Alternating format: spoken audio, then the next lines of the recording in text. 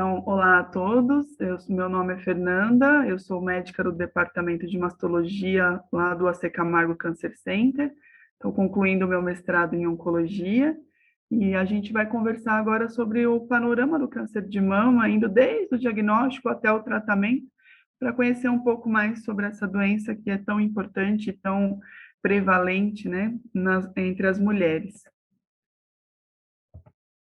Então, a primeira coisa que a gente tem que pensar do câncer de mama é como rastrear, né? Justamente por ser uma doença que acontece muito nas mulheres, é muito importante que a gente faça o rastreamento para tirar a dúvida de se tem alguma coisa na mama, se essa doença é câncer ou não é, se é alguma doença benigna ou não. O objetivo de qualquer teste de rastreamento é reduzir morbidade ou então a mortalidade, fazendo o diagnóstico precoce da doença, né? Então, por isso, para o câncer de mama, é muito importante que a gente detecte sempre nos estadios mais iniciais, para que a gente não perca mulheres para essa doença.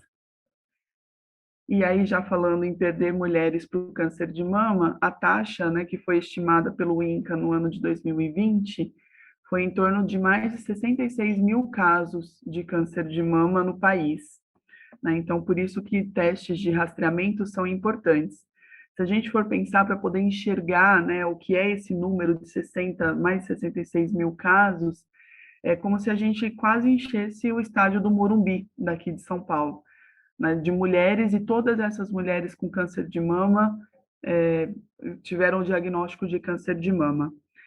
E aí, quando a gente vai olhar em termos de óbito no estado de São Paulo, é como se a gente tivesse perdido mais do que o ginásio do Ibirapuera, que tem capacidade de 11 mil mulheres, e a estimativa no ano de 2020 foi em torno de 18 mil mulheres. Então, o ginásio do Ibirapuera e mais um tanto outro de mulheres mortas por conta dessa doença.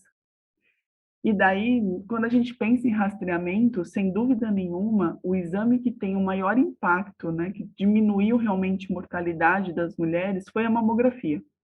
E isso a gente consegue verificar desde 1975.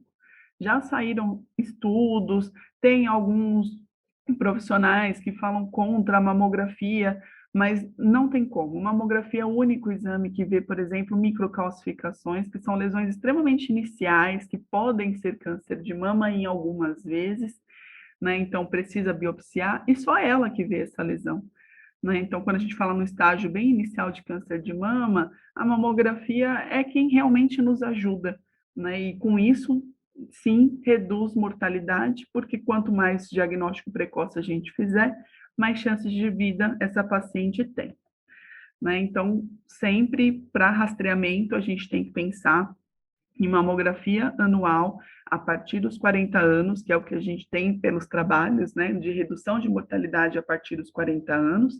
Pensando em sistema público de saúde, aqui no Brasil ainda se recomenda a partir dos 50 anos, mas a orientação tanto da Sociedade Brasileira de Mastologia quanto a Americana de Oncologia, né, de cirurgia oncológica, é a partir dos 40 anos. E para as mulheres abaixo dessa idade, a gente orienta o autocuidado, o exame médico anual, né? Então, a mulher sempre está indo no seu ginecologista, fazendo o exame, ela se conhecendo, né? Então, isso é muito importante que se conheça e se propague esse conhecimento, porque ele realmente é importante para a gente não ficar tendo um número tão alto de óbitos, né?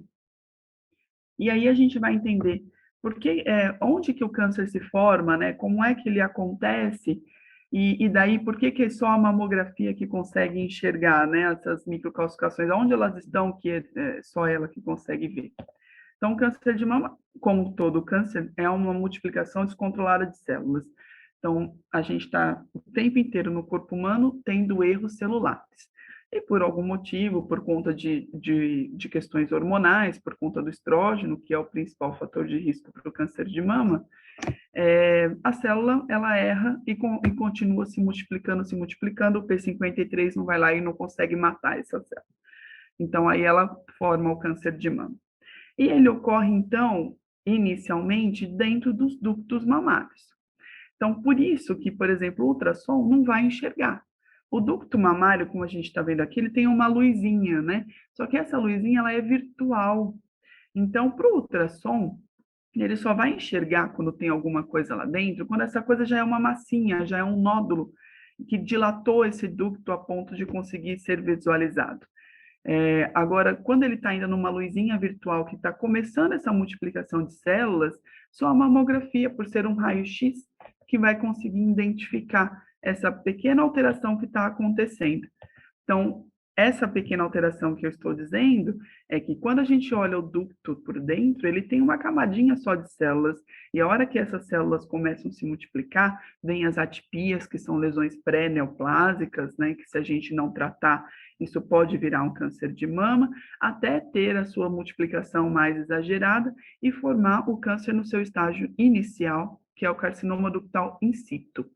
O in situ significa que esse câncer está lá quietinho dentro do ducto da mama. Então, se proliferando, mas não chegando perto de vasos sanguíneos nem de vasos linfáticos. Então, nesse estágio, a gente realmente fala em cura para essa paciente. Então, por isso que a mamografia, ela nos ajuda demais, porque ela consegue diagnosticar o câncer nessas etapas, tanto nas atipias quanto no câncer de mama in situ. Agora, a hora que há o rompimento, né, dessa estrutura da cápsula, né, em volta do ducto, da camada do ducto, aí sim tem risco de disseminação dessa doença, né? Então, na hora proliferou, as células estão mostrando ali na foto, tem o tumor original, essa célula consegue indo se multiplicar e caindo na corrente sanguínea e também na corrente linfática. E para o câncer de mama, o sítio com maior incidência, né, de metástase, osso, pulmão, fígado, sistema nervoso central.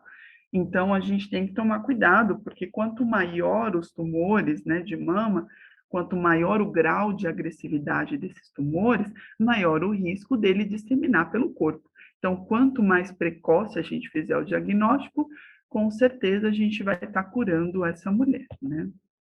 A chance é muito maior da gente curar. E daí vamos pensar, né? Quais são os fatores de risco para o câncer de mama? Será que ele tem só uma causa? Será que tem fatores associados que podem ajudar, né, nesse aumento do risco para desenvolver o câncer de mama? E quando a gente pensa no câncer de mama, a primeira coisa que vem é histórico familiar, né? Então, porque a mãe teve, a avó teve, enfim, é o primeiro fator. Mas, na verdade, quando a gente vai olhar, o principal fator de risco para ter câncer de mama é ser mulher. Então, é o fato da gente ser mulher, produzir estrógeno e estar envelhecendo. Então, estar produzindo células erradas, que isso é um fator humano, né, que qualquer pessoa produz, né? E o nosso estrógeno estando ali atuante, sendo produzido nas nossas células. A mulher, mesmo quando ela entra na menopausa, ela mantém uma taxa de estrógeno, principalmente na sua gordura, né? Então, a gordura da mulher produz estrógeno para manter as características femininas. E daí a célula, quando ela está errando, ela se aproveita desse estrógeno e aí ela desenvolve o câncer de mama. E aí, quando a gente vai pensar nos fatores associados para o desenvolvimento dessa doença, tudo vai estar relacionado com estrógeno, que é quando a mulher menstrua muito cedo, uma menarca precoce, uma menopausa tardia, então tem um tempo de exposição ao estrógeno muito grande, a nuliparidade, terapia de reposição hormonal, que também é uma coisa que existe muita discussão ainda, mas a gente já sabe que, por exemplo, uma terapia de reposição hormonal à base só de progestágeno talvez não influencie tanto nesse desenvolvimento dessa doença. E o anticoncepcional, que é a grande discussão em todos os congressos, o último trabalho que saiu falando de anticoncepcional fala desse aumento de risco presumido, né, do desenvolvimento do câncer de mama, mas ainda não é uma coisa que mudou o raciocínio clínico, que faz com que a gente fale para a mulher não use anticoncepcional na sua vida. O que a gente faz, é claro, quando a gente tem o diagnóstico já confirmado de câncer de mama, é não deixar usar anticoncepcional, nem o DIU de Mirena, né, e nem muito menos fazer a terapia de reposição hormonal. Né, mas até então, para controle de natalidade ou, por exemplo, tratamento de uma endometriose, a gente controla essa mulher com exames, exame clínico, e fica tudo bem, tá? Não vai ter câncer de mama porque está usando anticoncepcional, não, tá? É, de fatores ambientais que aumentam o risco, como eu disse lá no começo, a mulher produz estrógeno na sua gordura também. Então, por isso, quanto mais obesa essa paciente, né, maior quantidade de estrógeno ela vai ter no seu corpo. Então, por isso, a obesidade ela entra como um fator que aumenta o risco para o câncer de mama, assim como o sedentarismo, que está relacionado com a obesidade, né? E aí que vem os outros fatores que estão relacionados com o risco familiar, com um risco aumentado porque essa mulher já teve uma atipia ou já teve um câncer de mama, ou então tem lá as mutações genéticas caracterizadas. Então, assim, 90% dos cânceres de mama não são genéticos, né? Apenas 10% que a gente está falando dessas mutações hereditárias, lá Angelina Jolie, né, por exemplo, BRCA, mutação de BRCA. E tem um outro fator que a gente que lida muito com câncer, né? Minha formação, eu sou cirurgião oncológica, eu não sou mastologista, eu sou cirurgião oncológica e sou especialista em câncer de mama. Quando a gente trata, por exemplo, um paciente com linfoma, quando ele é pequeno, ou uma leucemia, né, nas crianças, se faz radioterapia do tórax. Essas crianças que foram tratadas lá no passado, quando mulheres adultas, o risco delas também desenvolverem câncer de mama é maior do que da população, né? Então, nesses casos, a gente também precisa fazer um rastreamento de alto risco. Então, ao invés de fazer uma mamografia a partir dos 40 anos anual, a gente pode utilizar a ressonância, associar com o ultrassom, a mamografia e o ultrassom e fazer isso semestral, né? Para tentar, se essa mulher, como ela tem um risco maior do que a população desenvolver o câncer, a gente diagnosticar ele inicialmente. E aí, os exames de rastreamento, eu já até acabei dizendo, né, que são a mamografia, o ultrassom e a ressonância. São os exames que a gente utiliza para tentar fazer o diagnóstico mais precoce possível para salvar a vida dessa mulher, né? A mamografia é essa imagem, é um exame por compressão, ele é um raio-x, então ele tem só duas incidências, né? A gente faz a compressão, essa que está mostrando na foto, que é a crânio caudal, e a lateral quando comprime pelo lado, né, a mama. Esse aparelho ele vira completamente, né, 180 graus, e aí ele faz essa compressão lateral na mama. Essa é a imagem, né? A primeira imagem é a crânio caudal e a segunda é a lateral, tá? Que é a lateral oblíqua, na verdade, né? A lateral reta, né? Exatamente lateral, a gente não vê muito bem a axila. Então, é para ver outras coisas quando a gente quer alguma coisa muito específica para poder fazer um planejamento cirúrgico, por exemplo, a gente pode pedir. Mas a média oblíqua é a que a gente mais utiliza para poder fazer rastreamento, né? Então, é isso. Mamografia é um raio-x, duas incidências, ela vai ver as microcalcificações, vai ver as assimetrias, pode ver imagens nodulares, como também pode não ver, não é esse o grande objetivo da mamografia, tá? O grande objetivo é sim as microcalcificações e as assimetrias. A prótese de mama, só observação, ela não atrapalha em nada. Se a paciente tiver prótese, a gente consegue fazer uma manobra que tira essa prótese da frente, que chama manobra de Eklund, e a gente consegue enxergar perfeitamente o tecido mamário, tá? E aí vem a classificação, né? Essa classificação de BIRADS, ela tá tanto para mamografia, quanto para ultrassom, quanto para ressonância. Cada uma vai ter os seus pormenores, porque cada exame é para ver uma coisa em específico, mas, de maneira geral, o BIRADS, ele é uma padronização. É para que, se a paciente fizer o exame aqui no Brasil, ela vai viajar lá para o Japão. E aí, lá, o médico japonês vai olhar o resultado do exame dela e vai saber como tratar por conta dessa classificação de BIRADS, tá? Então, ele vai entender o que é que ele precisa fazer de acordo com essa classificação. Então, ela varia de 0 a 6, né? E basicamente o que significa? O 0 é quando tem dúvida. Ah, eu estou vendo aqui na mamografia uma área de assimetria, ou eu estou vendo, parece que é um nódulo, mas eu não sei dizer exatamente se é isso que eu estou vendo. É melhor você associar um outro exame para poder dizer se isso daqui que eu estou vendo na mamografia tem alguma coisa. Então, é como se o radiologista estivesse conversando, né, com a gente, com o cirurgião oncológico, o mastologista, né? O BIRADS 1 é quando ele fala, olha, não tem absolutamente nada aqui, rastreamento anual e está tudo bem. O BIRADS 2, assim, lesões benignas. Eu tenho um nódulozinho aqui, mas essa mulher tem esse nódulo há mais de 2 anos, ele não cresceu, não mudou de aspecto, está bem bonitinho. Ou, tem um cistinho aqui, cisto benigno, simples, tranquilo.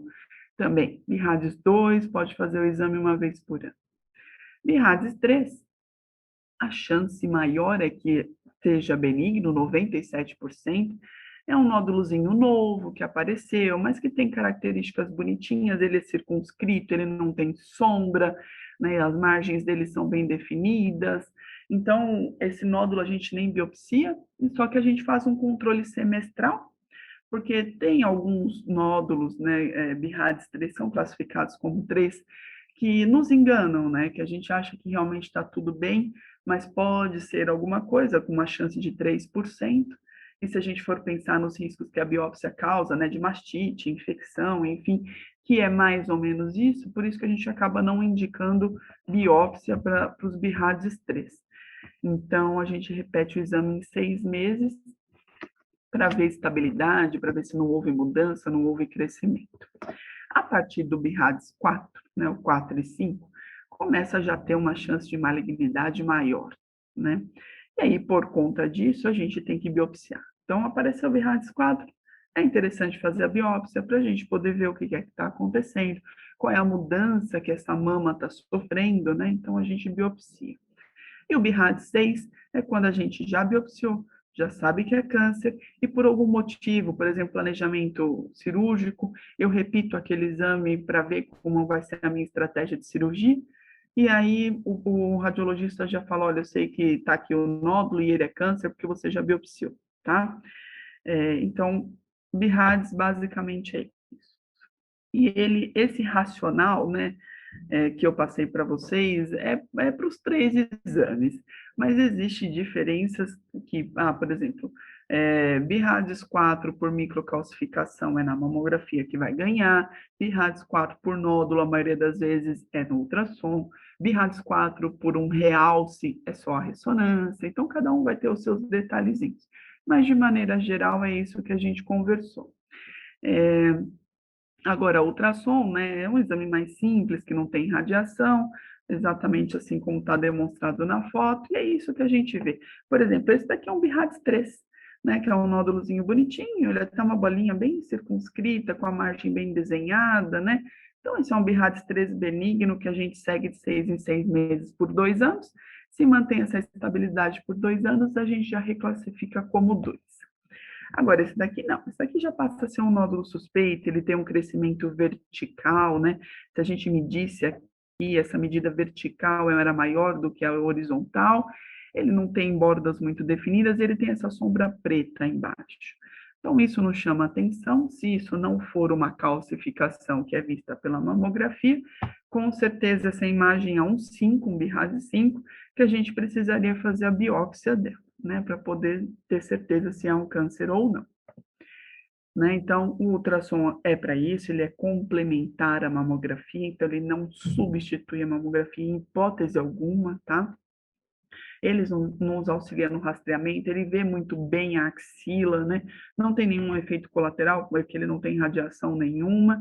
Algumas vezes dá até para ver microcalcificações, mas é muito raro, precisa de um aparelho muito bom e um ultrassonografista que tenha muita experiência para conseguir ver, mas é bem difícil. Então, por conta disso, ele nos auxilia, mas não substitui mamografia. A ressonância é exatamente essa imagem, né? A paciente de bruços, entra os pés na máquina, não entra a cabeça na máquina, e aí faz a ressonância, né? Essa é uma das imagens, né? Ela tem infinitas imagens, tem um monte de imagem na ressonância para a gente ver, mas a foto tá bonita, dá para a gente ver até a mamária aqui, bonita, entrando aqui na mama, né? Mamária interna, mamária externa, bem bonitinho, e aqui um nódulo retroareolar, né? Então, essa é uma das imagens que a gente consegue ver na nossa ressonância, que é um exame lindo, que também é complementar, ele não é substituto. Quando ele veio que, uau, talvez ele substituísse para fazer diagnóstico de câncer de mama, não vamos fazer mais mamografia porque ela dói, e não é verdade. porque também algumas áreas de microcalcificações não produzem realce, o contraste passa como se não existisse. Então, não dá para a gente dizer que ela substitui mamografia. Ela é ótima, tem uma sensibilidade incrível, ela vê muita coisa, tem uma especificidade também boa, né, mas não tão incrível quanto a sua sensibilidade. Então, quando a gente tem um exame assim, a gente fala que ele é um exame que o não é muito forte. Então, quando ele fala assim, não tem, a chance de não ter é real. Agora, quando ele fala, tem um realce aqui, talvez esse realce não seja nada, não tem expressão nenhuma. Então, a gente tem que avaliar sempre com critério, né? Não é sair pedindo exame sem entender para que ele serve e sem entender essas questões de sensibilidade, especificidade, porque aí daí a gente se perde, tá?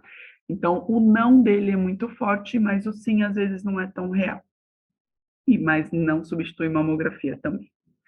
E aí, enfim, né, o diagnóstico propriamente dito são as biópsias, né? Biópsia por agulha fina, core-biópsia, que é uma biópsia com uma agulha mais grossa, mamotomia, que é uma agulha grossa, mas que tem um vácuo que nos ajuda, né? E sempre métodos que a gente vai ter que ser guiado por imagem, né? Isso não é feito às cegas. A PAF é a agulhinha fina, né? Ela é para aspiração, é uma punção para aspiração. Então, eu vou usar para cisto, eu vou usar para ver linfonodo e só. PAF para nódulo não faz diagnóstico, tá? PAF para nódulo não serve. Não serve porque não tira pedaço, não diz para a gente se é, se não é. Às vezes pode ficar na dúvida, pode falar, tem uma célula típica, a gente vai biopsiar de verdade, não é nada. Então, PAF é para lesões líquidas, né, cistos, e para a gente ver o linfonodo, mas ainda com uma taxa ali embaixo de falso negativo muito alta, de 33%. Isso significa que se a gente biopsia um linfonodo, existe uma chance muito grande dele ser positivo, e a gente está falando que ele não é positivo, tá? Em 33% está falando que ele é negativo e ele tem câncer lá dentro. Então, por isso que não substitui, por exemplo, o estadiamento cirúrgico, né? Então, a gente precisa sempre tirar o linfonodo sentinela. É uma informação importante, tá? A corobiópsia é esse aparelho aí, né? Com essa agulha mais grossa, né? E aí, enfim, essa sim a gente consegue tirar o pedaço, né? Então, o médico vai lá por ultrassom ou por mamografia também dá para fazer, ou por ressonância também dá para fazer. Ele localiza a lesão e tira um pedaço de verdade, né? E aí é mais fácil do patologista conseguir ter o diagnóstico. Ela é ótima para nódulos, porque vai tirar o pedacinho, e ela também nos ajuda colocando um clipezinho dentro da lesão. A PAF não coloca clipe. Então, várias lesões são importantes que a gente coloque o clipe para poder dizer exatamente onde é que está, né, a lesão para a gente, porque pode ser que ela seja muito pequena e saia praticamente inteira na biópsia, então é importante colocar o clipezinho. Ou então, que nem eu escrevi aí, para pré-QT, né, quando a gente usa na neoadjuvância, também, porque se a gente coloca químio, a químio desaparece o tumor, eu vou operar onde? Então, precisa do clipe para poder localizar essa lesão, né? E a mamotomia já é um exame aqui guiado por mamografia, mas existe guiado por ultrassom também. Então, mais incômodo, sem dúvida nenhuma, porque ele tem o vácuo, né? E aí, com isso, acaba tirando uma quantidade de tecido maior. Às vezes sai 2,5, 3 centímetros. A cor sai meio centímetro. Ela é excelente para a gente usar, por exemplo, ultrassom. Estou com um nódulozinho que eu quero tirar ele inteiro, porque aí já não fica mais no meu caminho para rastreamento. É um BIRADS 3, mas que pode ser alguma coisa. Eu uso a mamotomia até como terapêutica. A gente vai lá e tira aquela lesão inteira, por exemplo, né? É uma possibilidade. Ele é muito mais doloroso do que a COR, mas ele também é o mais importante para a microcalcificação. COR para microcalcificação já é bem mais difícil, também vai depender muito do radiologista e do aparelho, né, para poder fazer uma boa biópsia por core em microcalcificação, é difícil. Lá no AC a gente utiliza COR em mamografia para o SUS, infelizmente, porque no SUS não se libera mamotomia aqui. Então, a gente ou iria com essa paciente para uma cirurgia, ou então a gente tenta fazer o COR por mamografia para ver se a gente consegue diagnóstico, né? Não é o mais adequado, mas é o que a gente consegue, os radiologistas já estão bem treinados, né? Então consegue uma boa taxa de resposta para a gente evitar a cirurgia desnecessária, né? Porque nem toda microcalcificação é câncer de mama, né? Então, às vezes a gente consegue evitar. Então, mas enfim, quando a gente tem uma mamotomia disponível, é muito melhor, sem dúvida nenhuma, porque o diagnóstico é mais preciso. E daí, quando a gente faz a biópsia e essa biópsia confirma câncer, a gente tem que ver o corpo inteiro dessa paciente, né? Definir aquilo da doença metastática que eu falei, que vai para osso, pulmão e fígado. Então, a gente tem que fazer exames direcionados para essas regiões. Então, a cintilografia óssea é um exame importante, as tomografias para ver pulmão e fígado, ressonância para ver sistema nervoso central, isso de acordo, né? Não é para todas as pacientes, todos esses exames. A cintilografia óssea, sim, para todas. Mas, por exemplo, tomografia, ela pode ser substituída pelo raio-x e ultrassom num tumor inicial, por exemplo, né? Um tumor T1, sem axila comprometida, dá para substituir. Mas, enfim, de maneira geral, né, a gente tem que olhar esses 4 sítios de metástase. Sistema nervoso central, a gente olha mesmo quando é tumor HER2 ou quando é triplo negativo, né, que são, daí já começam os sobrenomes do câncer de mama, e aí precisaria de muito mais tempo e uma aula muito mais técnica para a gente poder conversar sobre isso. Mas, enfim, o HER2 é uma proteína específica que tem dentro do tumor e que a gente trata com uma vacina, né, que é o trastuzumab, ele tem mais chance de ir para o sistema nervoso central. O triplo negativo é quando o tumor não tem nada dentro dele, não tem estrógeno, não tem progesterona e não tem essa proteína HER2. Ele também é um tumor mais agressivo e ele também pode ir para o sistema nervoso central. E aí, enfim, como é que a gente trata esse câncer de mama, né? A hora que a gente descobre aqui o nódulozinho, como é que a gente vai tratar? A primeira coisa que a gente tem que pensar é cirurgia, né? Pacientes candidatas à cirurgia e qual cirurgia que nós vamos fazer.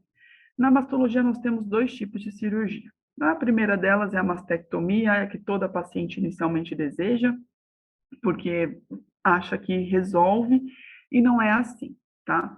A mastectomia, ela tem as suas indicações, claro que a opção da paciente em fazê-la também é levada em consideração, mas a gente precisa informar essa mulher, né? Dizer para ela por que a gente está dizendo que é melhor a gente fazer mamografia e melhor fazer mastectomia ou melhor fazer a preservação de mama. Então, a mastectomia, basicamente, é tumores grandes, T4, tumores que têm vários pontos da mama, ou quando a paciente não pode fazer radioterapia.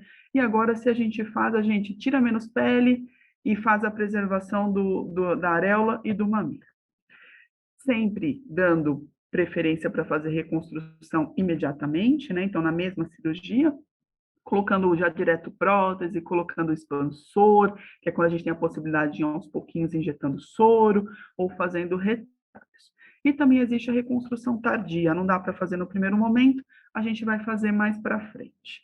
São possibilidades. Agora, a cirurgia conservadora, ela é isso, é realizada sempre que possível. Então, a primeira indicação sempre. A gente tem que sempre pensar nessa relação mama-tumor, né? Então, se é um tumor muito grande, não dá para preservar, nós vamos para mastectomia. Dando para preservar, a gente sempre vai indicar, porque quando a gente preserva a mama e faz radioterapia, em termos oncológicos de chances de recidiva, é igual de uma mulher que tirou a mama. Então, por que eu vou tirar a mama dessa mulher se eu fizer uma cirurgia pequena e fizer radioterapia, eu estou oferecendo a mesma coisa? Então, é isso que a gente tem que falar para as pacientes, né? Nos tumores que não são palpáveis, a gente tem que achar métodos para poder encontrar esses tumores, né? Um dos métodos é colocar essa agulha dentro do tumor, né? Que fica essa imagem no raio-x. Que é por essa agulha a gente faz a cirurgia e tira a agulha junto com o tumor. Esse método já não se utiliza tanto, né? Agora o que a gente mais utiliza é o pessoal da medicina nuclear injetando tecnécio no tumor.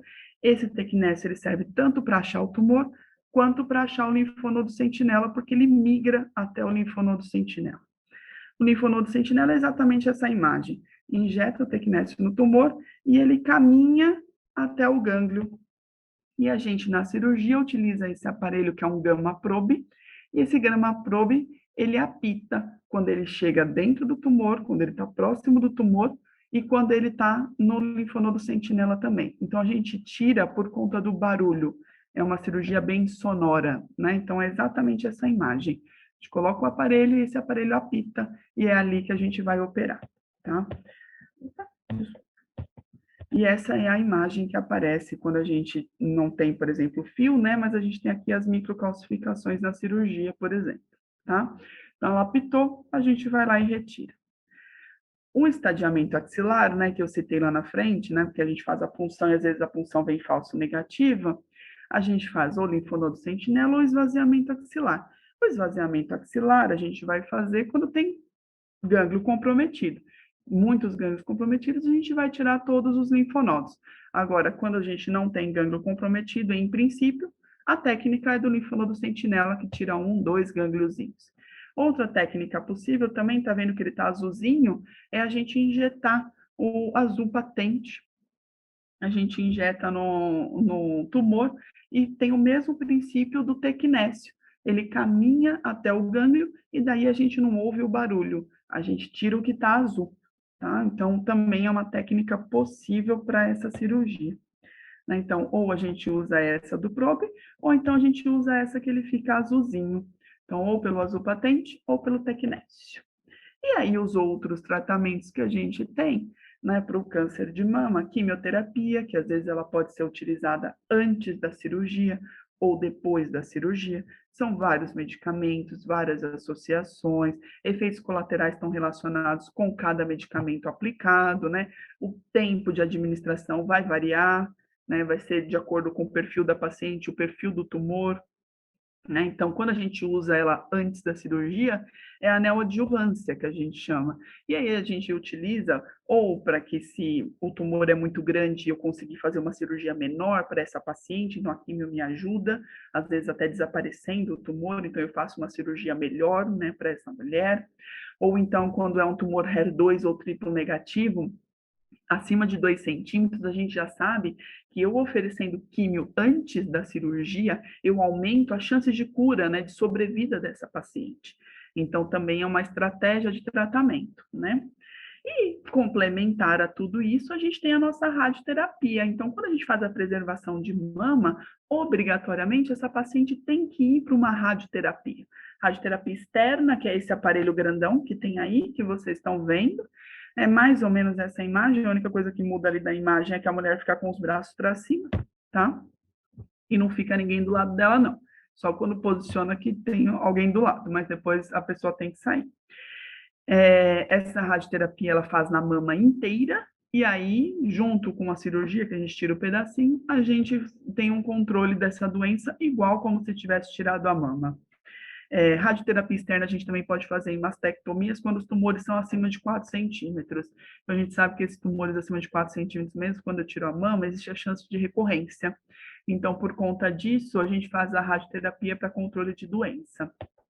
Outra técnica de radioterapia que a gente tem disponível é a intraoperatória, que é esse aparelhinho dourado, que a gente tira o tumor, vê as margens de segurança estão todas livres, coloca esse aparelho e faz a radioterapia numa aplicação única dentro da cirurgia. 30, às vezes 40 minutos, 15 minutos de radioterapia, a paciente já está tratada sem fazer a radioterapia externa. Ainda não é um procedimento disponível para todo mundo, alguns convênios estão começando a liberar, outros não, ainda tem muita discussão em relação à liberação de convênio, e a maioria, quando tem, né, esse aparelho disponível, acaba pagando particular para poder fazer a radioterapia interna. A externa, não, todos os convênios cobrem. E aí, só uma palavrinha do câncer metastático, né? Que, enfim, é a paciente que já tem a sua doença disseminada, então o tratamento cirúrgico não vai ser o principal, né? A gente vai ter os tratamentos sistêmicos primeiro. A cirurgia, ela talvez ela tenha um benefício na sobrevida, mas isso ainda precisa ser estudado muito melhor. O meu mestrado que eu estou defendendo vai ser exatamente sobre isso.